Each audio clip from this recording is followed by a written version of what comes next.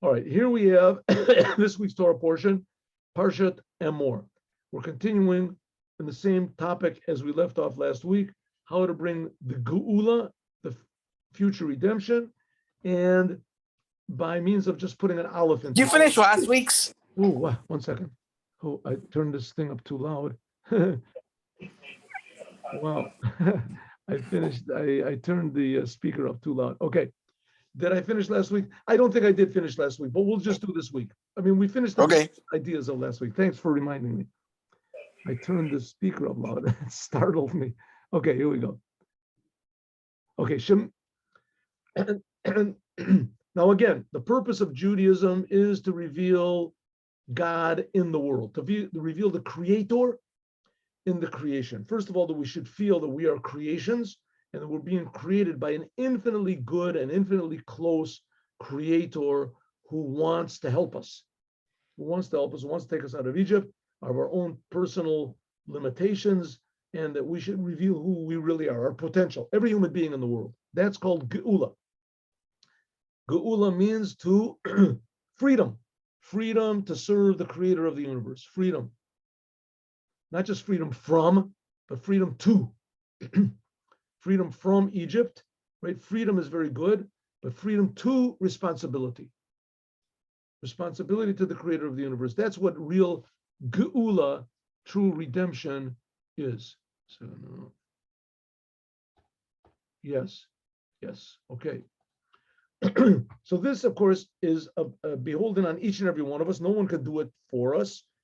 No one can do it to us, but we have to do ourselves. But we can learn. That's the ideas of these ideas of the Rebbe, that the Rebbe is trying to take us out of Egypt. Therefore, that's one of the many reasons that the Lubavitcher Rebbe is the Moshiach. He's teaching us how to activate ourselves. So as we learned last week, if you remember, it says a person has to look at three things in order to do this. He has to look at himself. He has to look at God, right? Religious person. Don't be selfish. Look at God also. But if you look at yourself and God, that can make you even more selfish. You just become spiritually selfish, right? Now you have a new gold mine, God. I can get it to God. I can do the commandments, and I can receive these new treasures. Says the Rebbe, that's also missing the point. You have to look at three things, not just two, you and God and the world. How am I improving the world the way that God wants me to? And that's going to be the idea of GEULA. Now, interestingly enough, we said that the word GEULA, which is the redemption, which is the best thing possible, where everybody's going to be healthy in spirit and in mind and in soul and in emotions and in intellect, and everyone will be unique spiritually and in mind and in intellect, and everyone will have something positive to give to the world. It'll be a pleasure to see another human being. You won't be afraid to walk in a dark alley in the night. Physically. Ooh, a second, I have to turn it. Say something. I don't know if I'm making it louder. There we go. Right. And physically healthy. Very good. Good. That's it. I got it right place. Thank you. Physically healthy. Yeah, I turned this thing every time I hear it. It's like Matan Torah, I just blazing. Okay, so kolo to brakim, we say. Okay, so that's the idea of the GEULA. What's the idea of the GEULA? The idea of the GEULA is everything is the way that it's supposed to be, namely, with the potential to be even better. When God created the world, he put man into it. The world was called Gan Eden, it was heaven, but he put man into it in order to improve the world. The world was already, it was godly, it was pure godly, it was called Gan Eden. Gan Eden means heaven. And God put man into the world to improve it, because the essence of man is to always be working, to always be improving, to always feel this responsibility and this ability to improve every little tiny, seemingly insignificant situation that he's in, and realize there's no such thing as insignificant. Everything is significant. Every second is meaningful. Every moment is a blessing, an opportunity to reveal it. That's the idea of GEULA. How do we do it? It says, well, first of all, you should understand that the main thing is this world. That's called GEULA. GEULA is exile. GEULA means a world without godliness, a world without meaning, right? Freedom without responsibility. That's called exile. exile, that we're here and we don't know what to do, right? How do we say? We have the freedom of speech and we've got nothing to say. That's the GEULA. That's 4/5 of the redemption, GEULA. But Tosefes ALEF. This expresses the token, the whole entire content and the meaning of GEULA, more than all the other expressions of redemption that there was. Remember in Parshas Va'era, this is what the third portion, the second Torah reading in the book of Exodus. So Va'era, it says, God says to Moses asked God, right, in the end of the first Torah portion, Shmot. So Moses asked God, what are you doing? Why are you making the Jewish people suffer? Right? Why are you doing this? That's how the Torah portion ends. The next one begins, Va'era, and God says, listen, Moshe, don't worry about it. I am going to redeem the Jewish people. It says, Hotzeti, Hitzalti, Ga'alti. I will take them out. I will redeem them out. Ga'alti, Lakachti. I'll take the Jewish people out. It says there's 5 expressions of redemption that God uses. Hotzeti, Hitzalti, Ga'alti, Lakachti. 5 expressions of redemption. But nevertheless, the one that's always used to signify the future redemption and the going out of Egypt is GEULA. And we do this in our prayers also, Go'al Yisrael, maybe Goel Livnei B'neim. Right? The Moshiach is called the Goel. He's called the Redeemer. So from this word, GEULA, that's the future redemption, GEULA, it's 4/5 of this word that has 5 letters in it, right? 4 of those letters are exile. It means exile, Gola. Why? Zui Geula de Kolanyani, because the whole thing of the future redemption is that every detail of this world is going to become significant and meaningful and precious. Like I told you the example, the person that sees diamonds and doesn't know what they are, and another person says, where did you get these things? These are diamonds. Don't throw them in the street. Same thing, every detail of life is really a precious, amazing miracle. And we can realize it, and we're even bigger miracles. That's Geula, the Geula, the future redemption. It will not negate all of the service that we did in the exile, and it won't destroy the world or destroy the non-Jews or destroy even our enemies. Most of our enemies of the Jews are just enemies of God, and the reason that they're enemies of God is because they don't know any better. They were taught, they were misinformed, they were lied to. Ella, klolos, malos, agolos, but the whole essence of the future redemption is to take the gullus, to take the exile, which was only exile because it was missing that meaning, by means of putting the letter Aleph into it, and Aleph means the Alufo Shel Olam, the king of the universe, into the Gola, into the exile, and into every detail of the seemingly meaningless world that we think about God. That's the whole purpose of Chabad Hasidus, that we can start thinking about God. Shakodesh Baruch Hu, that God, He is the Baal Bayit, He is the, the owner, and He is the director of every detail in the world, even in exile, even when it was in exile. And like we said before, I understand there's a lot of questions, and I have the same questions. There was the Holocaust, there was terrible pogroms, there's difficulties, people are sick, people die, people this. There's all sorts of terrible tragedies going on in the world, not just in the non-religious and the non-Jewish, but in the religious section and every. Why these things are happening, I have absolutely no idea, and that's one of the reasons why we need Moshiach to explain why these terrible things are happening. But nevertheless, he will explain, and everything will become meaningful and blessed. That's one reason why Geula is 4/5 of the word Geula is the word Gola, and the word Gola remains there. It doesn't change around. We don't even change the order of the letters. We just put an Aleph there. Number 2, the Geula nasit al yedei avoda Gola. But without the exile, there wouldn't be any redemption. Man was put into Gan Eden. It was a perfect world. It was perfect world. What does it mean? All the pieces were there to put together. It was all there to be improved. Right? You got a brand new, whatever it is, Rolls Royce, but it's disassembled. All the pieces are there. You just have, everything is there. You just have to assemble it.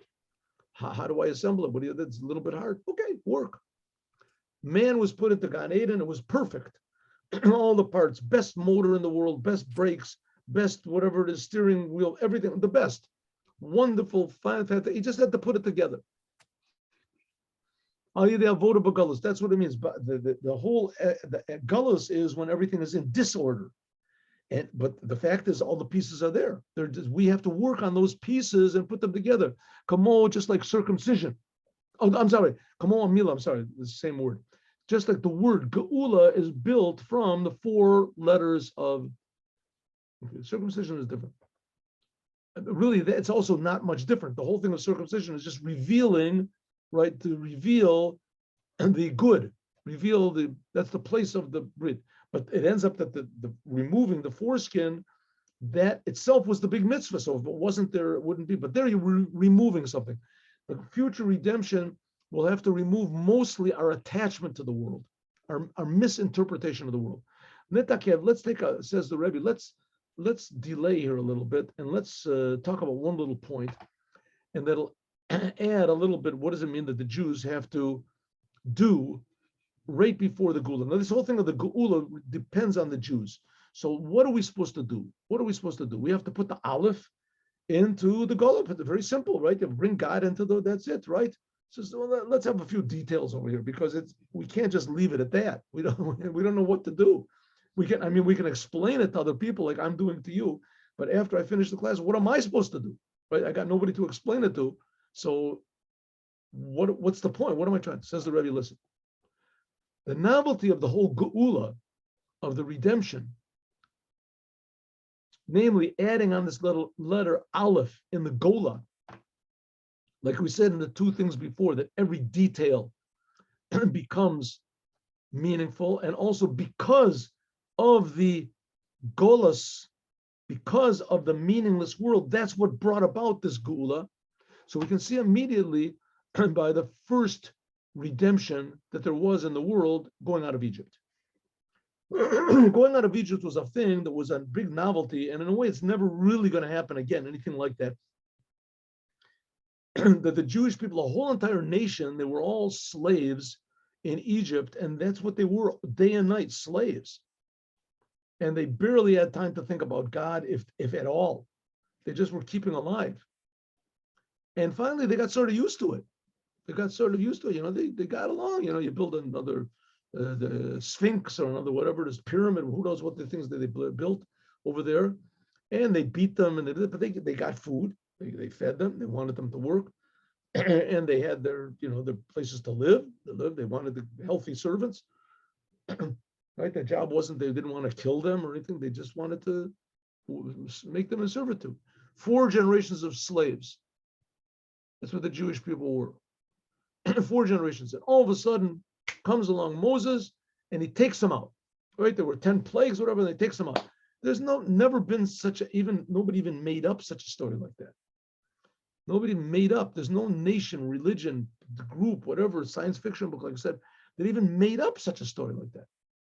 So that's what we call geula. Geula is this total change in identity, in surrounding, in responsibility, in the day-to-day life, total change. That's called geula. That was the first geula. Suddenly the Jews changed from being servants of Paro, that these were the most licentious, decadent people in the world, to be servants of the creator of the universe. That's the most moral and how do you say the godly thing that could possibly be. Geula, to being ultimate slaves, to being ultimately free. A geula mitbatet bakach, the future redemption is should know that in addition to the fact that all the Jewish people went out of Egypt, like it says, our youth, our elders, our sons, our daughters, and they all got out of Egypt whole and complete in kol hachavtzeim, and they even took all of their possessions, like it says also in the future, kaspim zalhava mitam, says by the future redemption. Where does that say? Future redemption, a prophet by Isaiah. Prophet by Isaiah that the Jews will go out of the future redemption and they'll take all their possessions with them. Haim lachu v'galu, that they took and they redeemed v'galu themselves and also all their possessions, the GEULA of exile, the Yishalu Mitzrayim, and even more, that they borrowed, they took from the Egyptians vessels of silver, of gold, and precious garments, and they emptied out Egypt. The asua, that they made it kemetsuda, like a big silo, of wheat that has no more wheat in it, and like a net that has no more fish in it. V'gam erev rava lo itam, and there were even some Egyptians that also went with them, with the Jews. They even not only took out the possessions of the Egyptians, they even took out some Egyptians. This means that the GEULA back then, the going out of Egypt was not just going out of Egypt, but it also took the Egyptians themselves, and it took the possessions of the Egyptians. Al yedei hachnasas v'gilei ALEF, and the same thing we do now by means of bringing God into the picture. What happens when they left Egypt? God all of a sudden got into the picture. You could have the Jewish people, you could have Moses, you could have 20 Moseses, 100 Moses, and they wouldn't get out of Egypt. There had to be God came into the picture, and the Jewish people, after all the miracles, it says that 4/5 of the Jews, they didn't want to accept, they still didn't believe in that God could help them. Whatever reason it was, they didn't want to leave Egypt, 4/5. But nevertheless, in the future, all of them are going to want to leave Egypt. But the one thing that there is in common is that when the Jews left Egypt, that they took part of Egypt with them and elevated it. They took the possessions of the Egyptians, and they even took some Egyptians themselves. That's the whole purpose why God created the world, and why God created the Jews and put the Jews in Egypt, in order that the Jews should refine the world, refine Egypt, and by means of taking out all their possessions and using them, and by means of this, they could come out with the tremendous riches. Until Hashem, that God gave the people in the eyes of that God gave grace. All of a sudden, the Egyptians loved the Jews, and the Jews, they said, take whatever you want from my house. Now, if you think about it for 1 minute, it doesn't make any sense, because what did the Jews need this money for? What do they buy? What do they have to buy for? And it says that every Jew took out 70 donkeys laden with all these jewels and diamonds and precious things, and with gold and silver and copper and things like that. They took it out. What do they need it for? What do they have? They lived in the desert. They were surrounded by a cloud. Nobody could build. They couldn't build their own house with their own swimming pool or whatever. Right? What did they didn't have any cars. They didn't need any transportation. What did they need it for? The clothes that they wore grew on their backs, so they couldn't, everything. Oh, nice shoes you got there. Everybody had the same shoes. They had the same clothes. They had the same thing. It grew. They see the children, even the little babies, that they clothed them with the clothes that they had there, right? And that they grew all the time. What did they need all the money for? So it says the reason that they needed the money was because to elevate Egypt. That instead of it being in the hands of the decadent Egyptians, it was in the hands of the Jews, that they were using it only for godly things. It says that the Egyptians even gave to the Jews things that didn't even request. I'll answer the notes after the class. And even more, we teach, we learn, that they forced. It says that the Egyptians forced the Jews to take their riches. Bal korcham the Israel. At first glance, right? The Jews said, "Okay, enough. Thank you very much. One second. I got a ring. Right? What about your wedding ring? Ooh, I forgot my wedding ring. Yeah. Here, take this. Here, take everything." The Jews said, "No. You take it for yourself." No. I insist. You must take it, please. Take everything. Why did the Egyptians? We don't know. Why did they force the Jews to take their money? Why did they? That's the opposite of the nature of a person, right? The Jews had been their slaves before. All of a sudden, the Egyptians were interested to let a person hide something in his house. He's got something hidden under his bed. Leave it. The Jews didn't ask for it. Don't give it. The commandment of Yishal Mitzrayim was said to the Jewish people. God commanded the Jews to take the riches of the Egyptians. He didn't command the Egyptians to give their things to the Jews. So first of all, why did the Egyptians do it? That's the opposite of their nature. Secondly, there was no commandment for them to do it. After the God broke Egypt by means of the 10 plagues, why all of a sudden Hagishu shall Mitzrayim or Yishalu Mitzrayim? All of a sudden the Egyptians were the best friends of the Jews. It says that they all of a sudden they loved the Jews. What's going on over here? God smote the Egyptians, gave them 10 plagues. The Egyptians were the the masters over the Jews. The Jews wanted to leave. The Egyptians should have said, "Good, get out of here the fastest. Just get out of my sight. You wrecked my house. You ruined my whole life. You got these plagues with all my animals died, and I've got boils all over them. Just get out of here, Jews. Please get out of here. I hate the sight of you guys." No, that's not what happened. It says in the Torah that all of a sudden the Egyptians said, "Wow, we love you. You're such wonderful. Hey, you know what? I got a frame on this picture.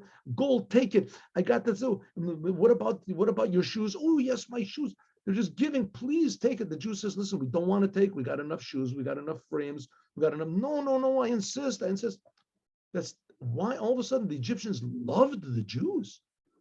Why did the Egyptians all of a sudden love them? For what reason? Please stay, don't leave, right?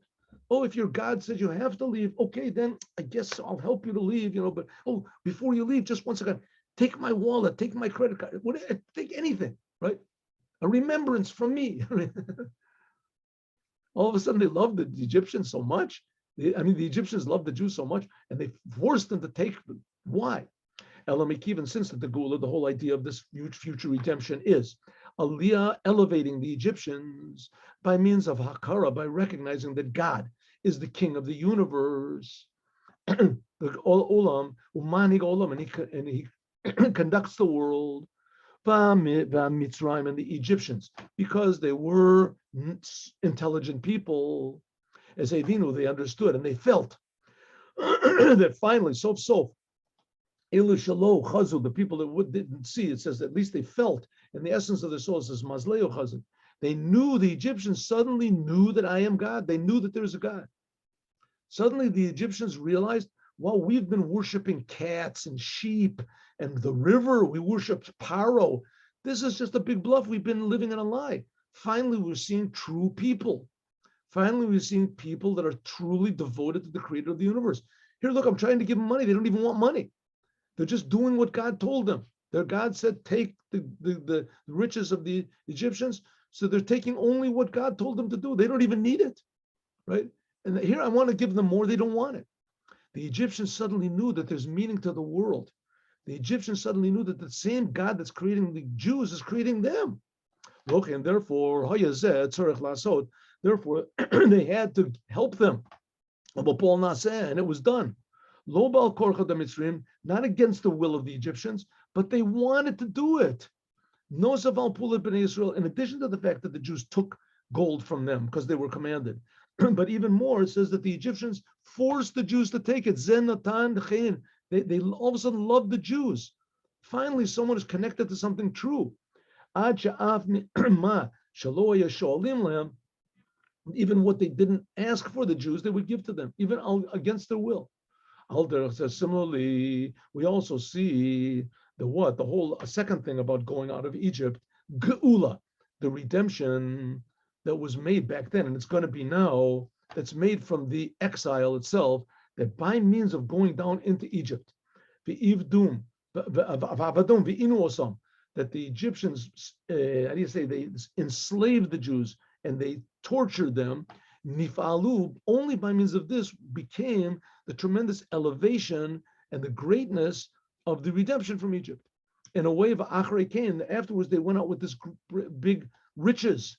Because if our forefathers, the children of Yaakov, with Yaakov together, they didn't go down to Egypt, then they would not receive, they wouldn't elevate all the gold and the silver from the whole world.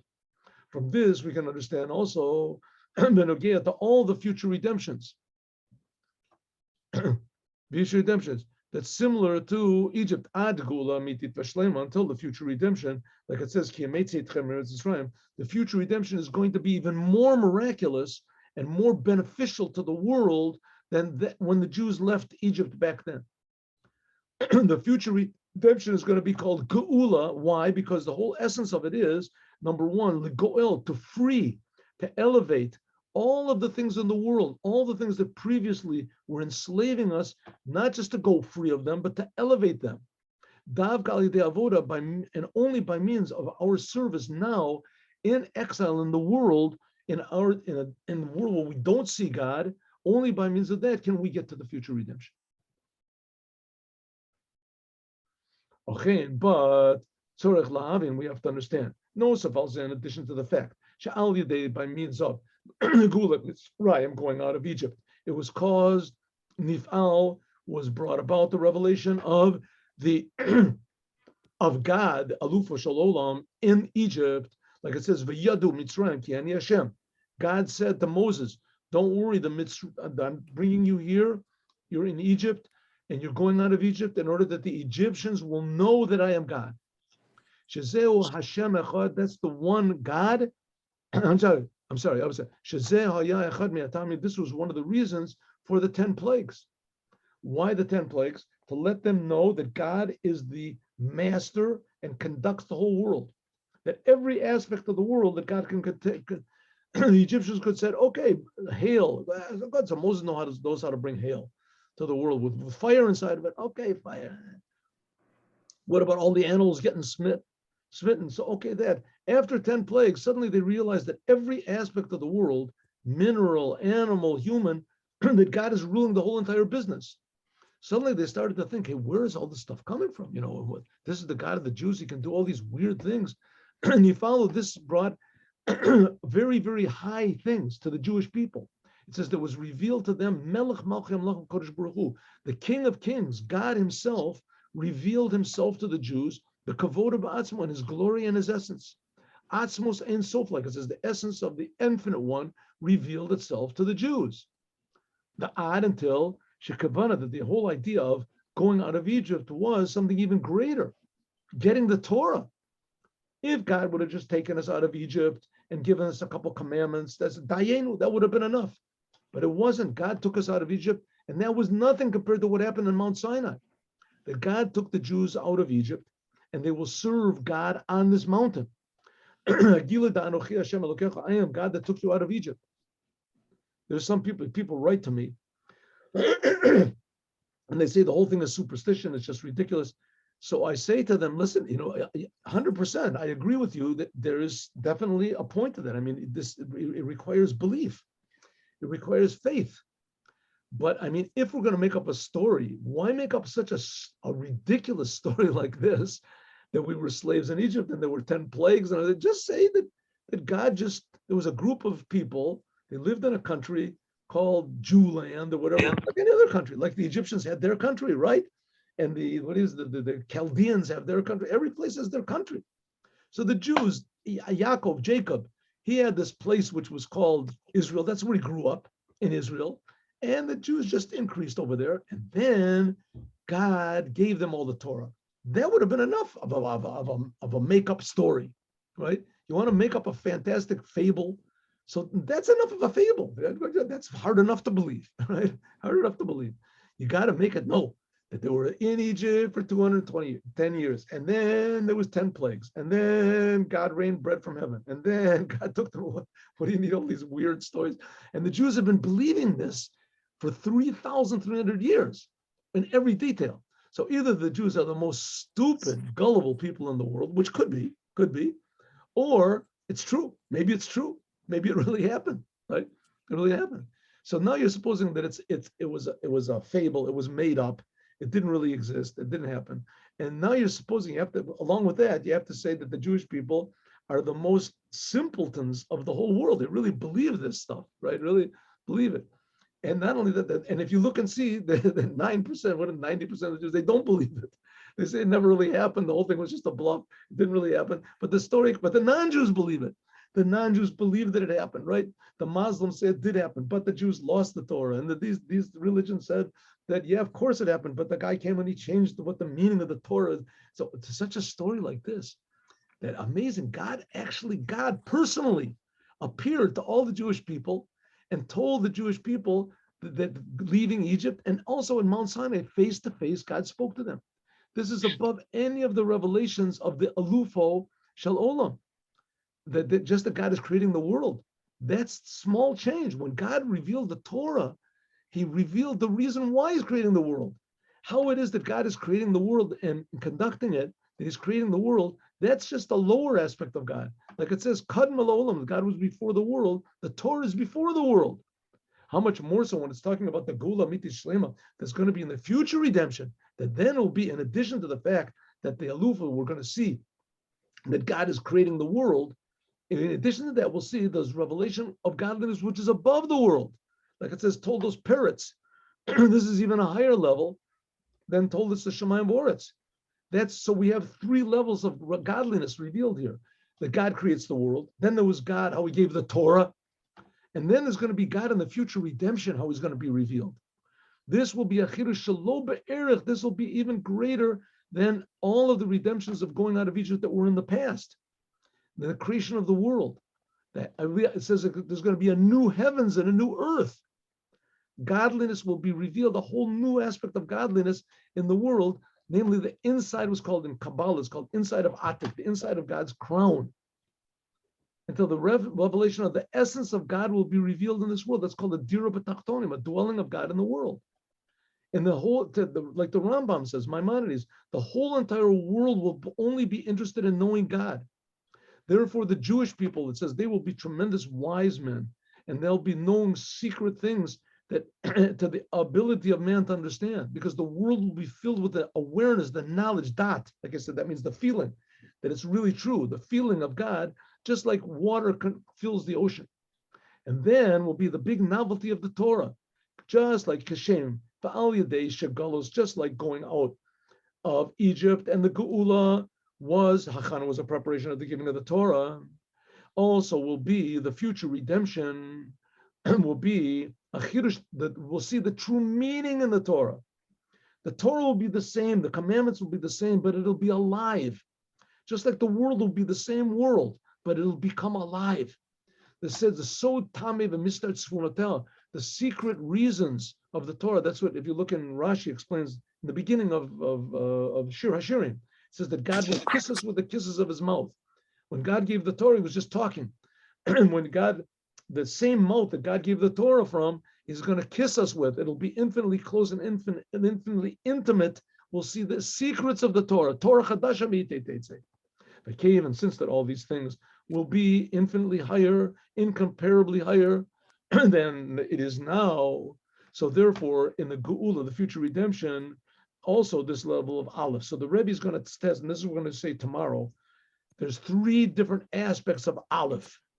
ALEF is Alufo Shel Olam, that God is creating the world. ALEF is Aluf Chachma, I'll teach you wisdom, that's the Torah. And ALEF is the letters Pele, amazing miracles that are going to be in the time of the Moshiach, as we're going to talk about more, God willing, tomorrow. And now get the notes. 1 second. If people sent messages, I'll add.